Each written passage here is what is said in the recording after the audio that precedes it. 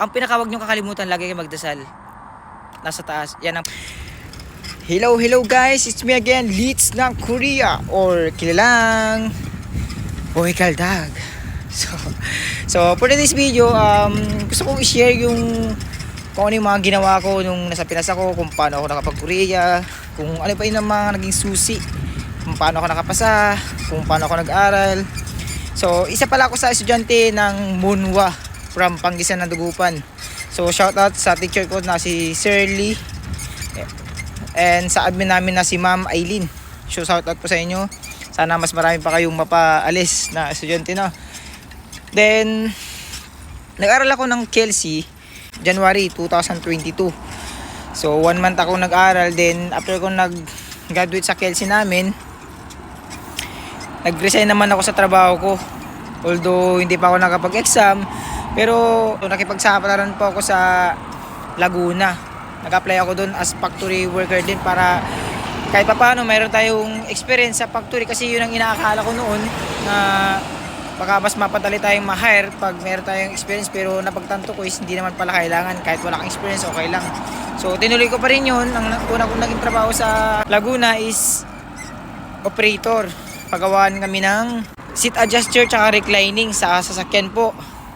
3 months lang po ako doon, pero pinagtyagaan ko para lang makaipon ng kahit konti. Nag-endo na ako doon ng 3 months. Nag-apply na naman ako ng panibago. Ang napasukan ko naman is paggawa naman siya ng Sharp tsaka Panasonic, mga rubbers, ganoon. Hanggang sa hindi ko na namamalayan, parang napapasarap na ako sa pagtatrabaho sa Laguna. Although ang sinasahod ko doon dati is quincenas 9K, 8K, malinis na yung kaltas din. So parang sabi ko, parang okay na ako dito kasi kada buwan nakakaipon ako ng 10,000. So simula nung naglaguna kasi ako guys, naiwasan ko mag-aral. Although nag-graduate ako January, dumaan yung February, March, April, May, June, July.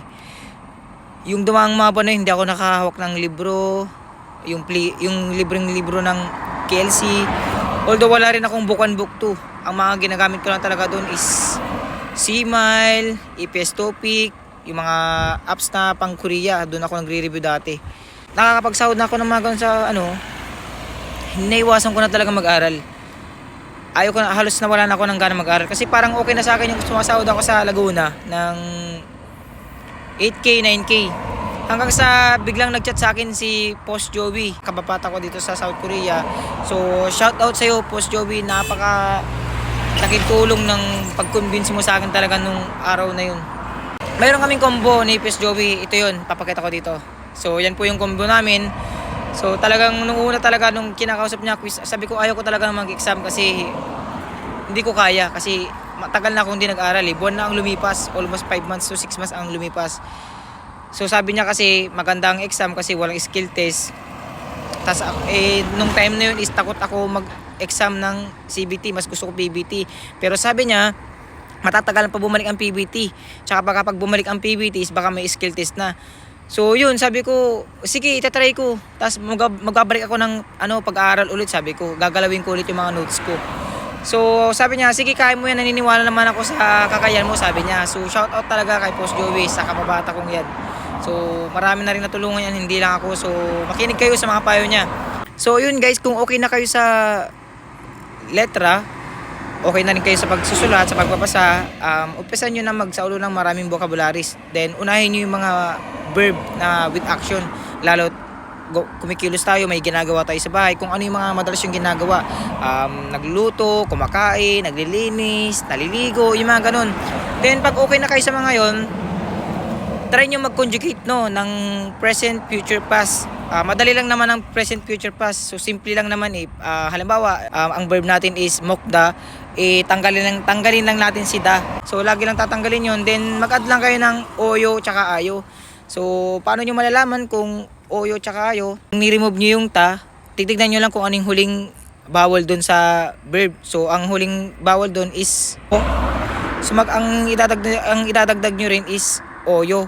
Pero pag naman, for example, palda, si to sell, remove nyo yung ta, ang idadagdag nyo dun, ang huling vowel is a. So ang idadagdag nyo ayo. So parayo, binenta ko, parang ganon. So pag okay na rin kayo dun sa present, pag future naman, ang idadagdag nyo lang sa future is ol kuyayo or el kuyayo. So, simple lang din, tanggalin nyo yung ta. Kung ang last natin sa verb is consonant, halimbawa, mokta, ang patchim dun is G, ang idagdag nyo lang is ol kuyayo. Pero pag ang nahuli dun sa verb nyo is a, el kuyayo naman. So, ganun lang kadali yung mga aspirants. Then, pag past tense naman na, halimbawa, nagdagdag kayo ng oyo o kaya ayo, dagdagan nyo lang ng sangsyot sound. So, halimbawa, mogoyo, magiging mogosoyo. Ganun lang ginawa ko. Then, huwag kayong tumigil sa pag-aral. Although kahit wala pang exam, kahit matagal pang exam, huwag kayong panghinaan ng loob, no? Huwag niyong isipin na baka masayang lang yung ano nyo. Lahat naman ng gusto nating mangyari sa buhay natin is pinaghihirapan talaga. Tsaka pag sumusubok kayo ng sumusubok, ang subok kasi nadadagdagan na ano yan, ng pag. So parang ang magiging kalabasan yan is pagsubok, no? So ganun mangyari. Subok ng subok, yung subok nadadagdagan ng pag, nagiging pagsubok. Pero pag nakapasa naman kayo ng Korea, pag nakarating na kayo ng Korea, pag nakasahod na kayo sa Korea, lahat naman ng hirap nyo, mawawala yan, may ibsa na yan. Mabibili nyo ng gusto nyo, makakaipon kayo, giginhawa ang buhay nyo. Yung mga dating hindi nyo nabibili, mabibili nyo na. So ganun lang. Laban ng laban, patuloy lang lagi magpaaral. Sabi ka ni Royce the Vlogger, shoutout sa iyo, idol, power!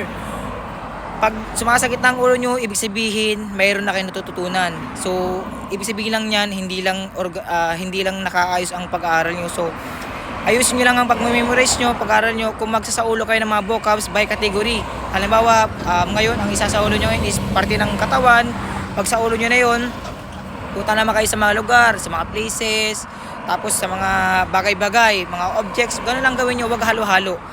Then, ang pinakawag nyo kakalimutan, lagi kayo magdasal. Nasa taas. Yan ang pinakaunang blessing natin kasi binigyan niya tayo ng buhay. Then sa pang-araw-araw is buhay tayo. Yun ang pinakaunang blessing natin. Is pangalawang blessing natin is hindi tayo nagkakasakit. So napakalaking blessing na para sa atin. So sa mga aspirants dyan, laban lang. Alam natin mahirap, pero para sa pangarap talaga gagawin natin, no?